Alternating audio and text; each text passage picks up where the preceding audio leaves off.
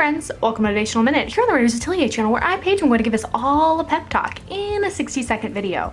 Sometimes we can feel weird about sharing things before they're done, sharing works in progress. Like filming a video wearing a wig cap. That's weird. Right now I'm filming this video early on Halloween while I'm getting ready and doing my Princess Buttercup costume. The thing is, hi Trixie, do you also want to be in this video? It's weird to be sitting here showing you something that is half finished, and it can feel equally as weird to share our rough drafts. But don't let that stop you. Share your works in progress.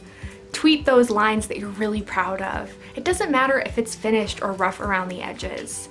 And if you're still self-conscious, just share it with your friends. You don't have to post it to the entire world. But sharing works in progress with our communities can make it even more exciting when we get to the finished product, and you'll have way more people to share in that experience with you of cheering and being excited that it's finally done. I don't know if that analogy worked out. I've got a puppy crying in this video.